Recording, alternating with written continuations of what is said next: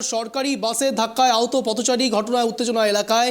বিষয়ে বিস্তারিত কথা বলবো এই মুহূর্তে রয়েছে আমাদের সঙ্গে আমাদের প্রতিনিধি আকাশ খান আসানসোল থেকে। আকাশ, সরকারি বাসের ধাক্কায় আহত হয়েছে পথচারী এবং সেখানে যে ছবিটা আমরা দেখতে পাচ্ছি রীতিমতো ভাঙচুর করা হয়েছে। ছবিটা এখন ঠিক ঘড়ি কাটা 12:44, ছবিটা কি ধরা পড়ছে? পরিস্থিতি স্বাভাবিক, তবে যখন এই ঘটনা ঘটে তখন কিন্তু এলাকায় উত্তেজনা ছড়িয়েছিল এবং স্থানীয়দের যেটা অভিযোগ যে বারংবার দেখা গেছে যে সরকারি যে বাস, সেই বাস কিন্তু বেপরোয়া গতিতে রাস্তায় যাতায়াত করে, ফলত অনেক সময়ই দেখা যায় যে ছোটখাটো দুর্ঘটনা ঘটতেই থাকে, এরকমটা স্থানীয়দের অভিযোগ। এবং সেই অভিযোগ তুলেই মূলত তারা চিকিৎসা করানোর দাবিতে, অর্থাৎ যে আহত হয়েছে, গুরুতর আহত হয়েছে, তার একটি পা বাসের পেছনের চাকায় পুরোপুরি পিষ্ট হয়ে গেছে বলে স্থানীয়রা অভিযোগ করছেন, জানাচ্ছেন। এবং সেই যে চিকিৎসা, সেই আহত ব্যক্তির চিকিৎসার দাবিতেই তারা মূলত এই বিক্ষোভ প্রদর্শন করেছিল। তবে এই মুহূর্তে পরিস্থিতি সম্পূর্ণ স্বাভাবিক রয়েছে। আকাশ, যে যারা গাড়ি চালাচ্ছিলেন, ড্রাইভার এবং খালাসি যারা রয়েছেন, তারা এই বিষয়ে কি বলছে? দেখো, এই ঘটনা ঘটার পরেই কিন্তু যে বাসের চালক ছিল সে কিন্তু পলাতক, অর্থাৎ সে সঙ্গে সঙ্গে সেখান থেকে চম্পট দেয়, বাসটি ওই অবস্থায় ছেড়ে, এবং অন্যান্য যারা যাত্রী ছিল তারাও কিন্তু এই ঘটনার পরে বাস থেকে নেমে যায়। এবং যেটা জানা যাচ্ছে যে এটা সরকারি বাস, কলকাতার দিক থেকে বা দুর্গাপুরের দিক থেকে আসানসোল অভিমুখে বাসটি আসছিল। কিন্তু এই ঘটনার জেরে যে আহত হয়েছে সে বাড়ির একমাত্র ছেলে, এমনটা স্থানীয়রা জানাচ্ছেন। এবং একমাত্র রোজগারে ছেলে, তার এই আহত হওয়ার ফলে তার পরিবারটি যেমন অসহায় অবস্থায় পড়লো, পাশাপাশি ওই আহত ব্যক্তির চিকিৎসার দাবিতে কিন্তু স্থানীয়রা গতকাল এই বিক্ষোভ দেখিয়েছে।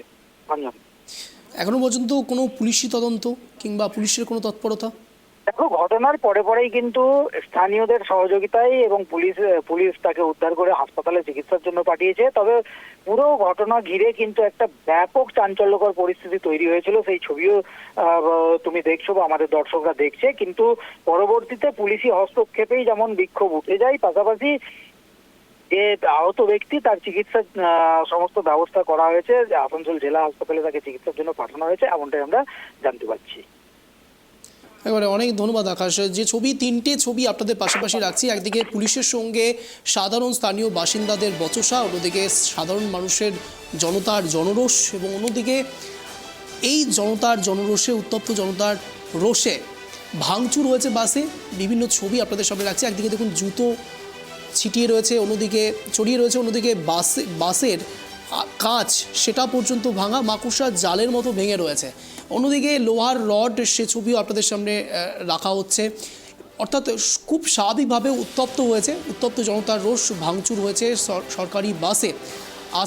কলকাতা থেকে আসানসোলগামী এই বাস অত্যন্ত বেলাগামভাবে, বেপরোয়াভাবে চালানোর জন্যে খুব স্বাভাবিকভাবেই অনেক সাধারণ মানুষের বিভিন্ন সমস্যার সম্মুখীন হতে হয়। আর এবার ঘটনা আরেকটু আপলিফ্ট করেছে, আরেকটু ঊর্ধ্বে উঠেছে। তার কারণ একজন ব্যক্তি তার পা পেছনের চাকা দিয়ে একেবারে পদপিষ্ট হয়ে যায়। খুব স্বাভাবিকভাবে তিনি গুরুতরভাবে আহত হয়েছেন। আর ঠিক সেই ঘটনাকে কেন্দ্র করে উত্তপ্ত হয়েছেন জনতা। যদিও বা এখনও পরিস্থিতি স্বাভাবিক রয়েছে এবং পলাতক রয়েছে গাড়ির চালক এবং খালাসি। নজর থাকছে। SBSTC बस जो ड्राइवर है, क्या नशा किया हुआ था कि नहीं किया था ये तो पता नहीं, लेकिन ये लोग हमेशा बदतमीजी करके गाड़ी चलाता है। अभी एक ऑटो ड्राइवर का पूरा पैर उसका ले लिया है। वो कमाता खाता घर में, एक ही इंसान, एक ही बेटा है, वो क्या करेगा? ये लोग थोड़ा सा ड्राइव सेव करके चलाएगा तो घर किसी का बच जाएगा उजाड़ने से। वो यही पे उठागरा 39 नंबर वार्ड का हम लोग का है। क्या कर रहा था वो? ऑटो चला रहा था, ये बस वाला बदतमीजी से चाल के कुछ ऑटो बाइक, ये बस वाला SBSTC कुछ समझता ही नहीं है। वो ड्राइवर वो पूरा मार, ये बाएं तरफ से मार के उसका ऊपर में पूरा पीछा चक्कर घसीट के लेके चला गया।